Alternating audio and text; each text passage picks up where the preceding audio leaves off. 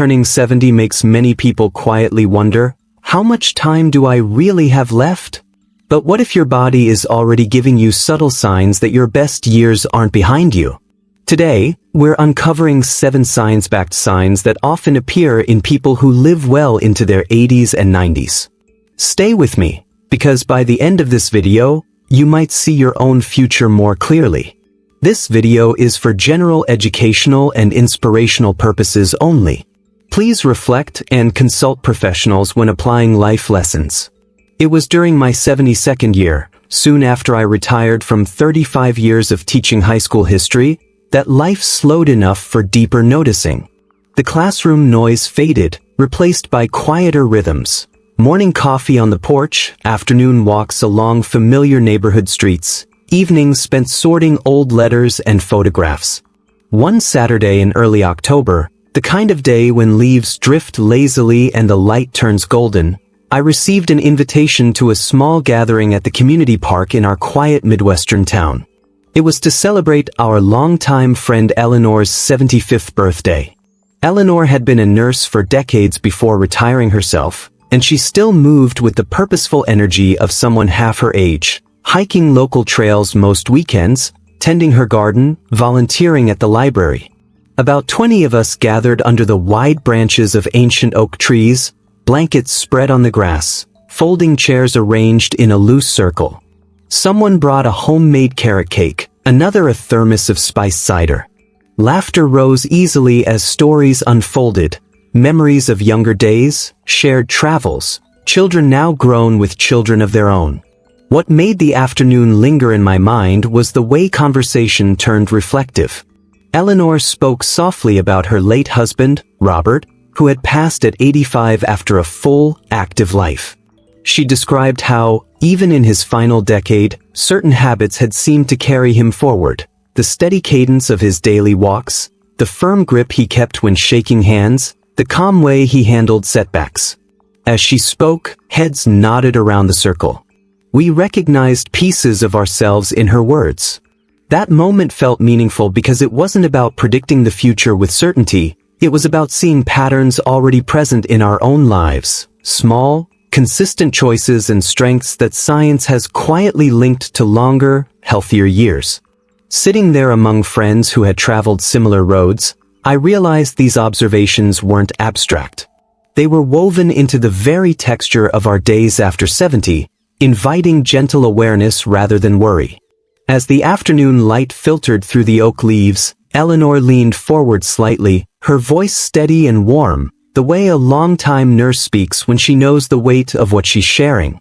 She began with the simplest observation, walking pace.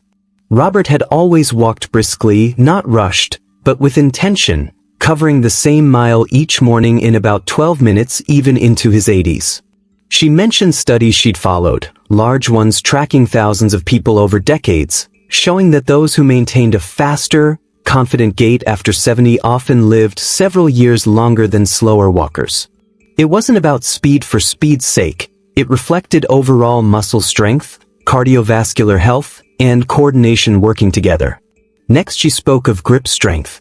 Robert could still open stubborn pickle jars without asking for help, and she recalled how grip tests in research consistently predicted fewer hospitalizations and better recovery from illnesses. A firm handshake or steady hold on a tool spoke of preserved muscle mass and bone density, quiet markers of resilience. Balance followed naturally. Eleanor described how Robert practiced standing on one leg while brushing his teeth, a small habit that kept his core stable and reduced stumble risks. Research echoed this. Better postural stability correlates with lower fall rates and sustained independence well into the 90s. She moved to sleep. Robert slept soundly 7 to 8 hours most nights, waking refreshed.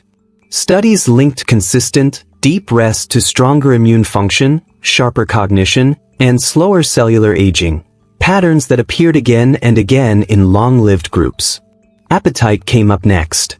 He enjoyed meals without forcing them, savoring flavors and maintaining steady weight. Good nutrition intake, she explained, supported energy and repair processes, with data showing that elders who ate with genuine pleasure tended to fare better over time. Stress management was another thread. Robert faced disappointments calmly, deep breaths, a walk, or time in the garden rather than brooding. Science confirmed that lower chronic stress preserved heart rhythm and brain health, extending quality years. Finally, she smiled and gestured toward the circle of friends around us. Social connection.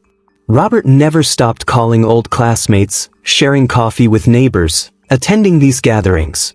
Longitudinal research repeatedly found that strong, meaningful relationships acted as a buffer against decline, often adding years as reliably as any single habit. These weren't dramatic secrets, Eleanor said quietly, they were everyday patterns, observable in ourselves if we pause to notice.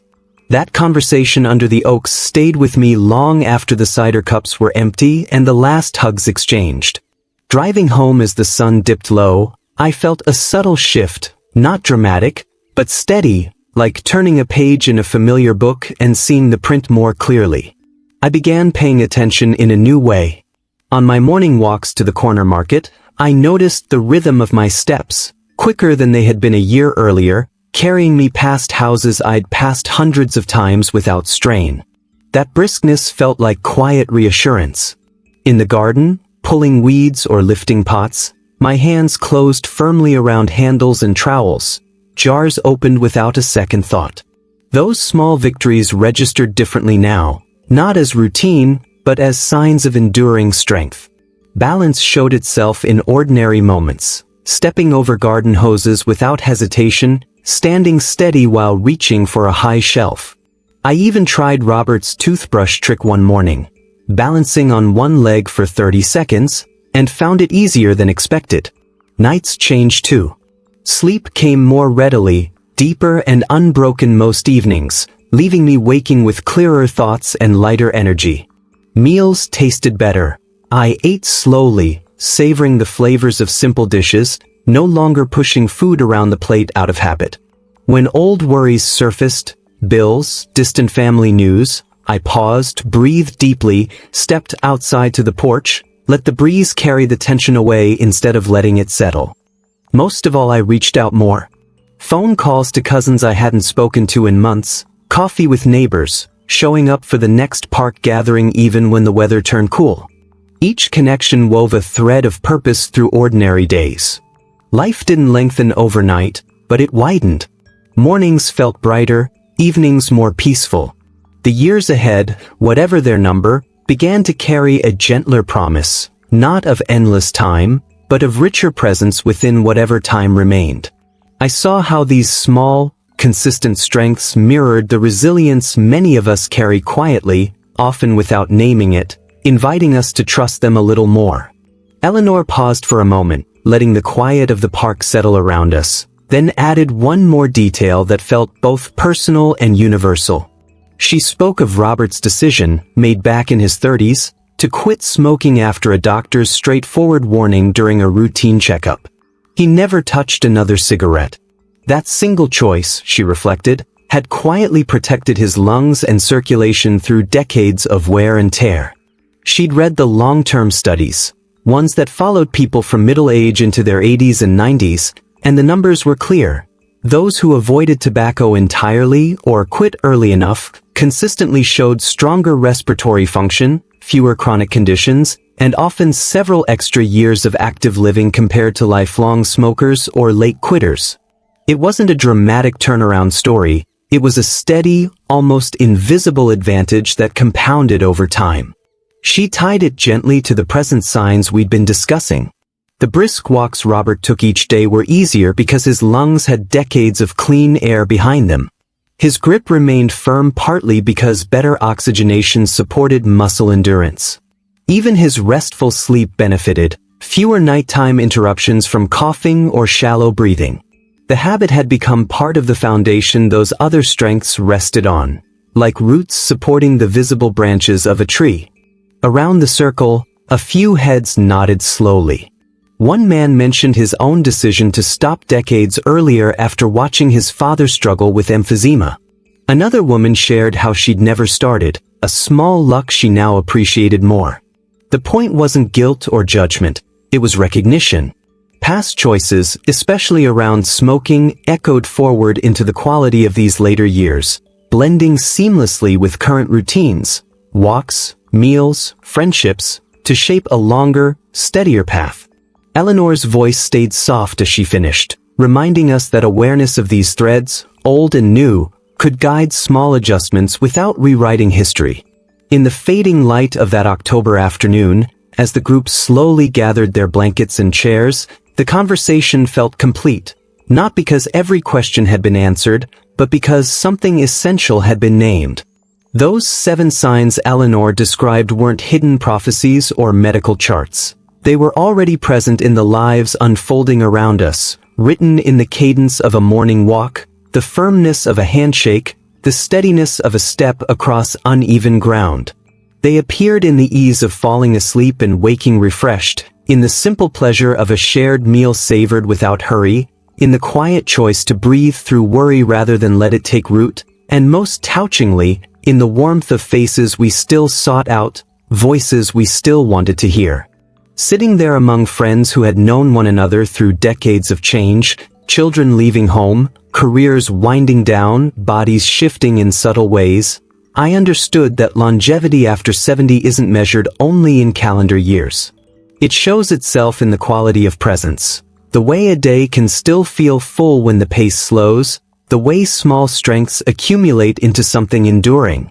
These signs don't promise immortality, they offer a gentler map. They remind us that the body and spirit carry forward what we've tended, movement that keeps joints supple, rest that repairs quietly, nourishment that fuels without excess, calm that preserves the heart's rhythm, connection that gives meaning to ordinary hours. As the park emptied and the first evening stars appeared, I walked home feeling lighter, more attentive to my own patterns. The briskness in my stride, the grip that still held firm, the balance that carried me over roots and curbs, the nights that now passed in deeper quiet, the meals I ate with genuine appetite, the worries I learned to release into the open air, the friends I made time for, all these felt like companions rather than burdens. They weren't guarantees, but invitations, to notice, to nurture, to trust that the life already lived had prepared something steady for whatever chapters remained. In that recognition, the years ahead seemed less like a countdown and more like a continuation, rich with the same quiet wisdom that had carried us this far together.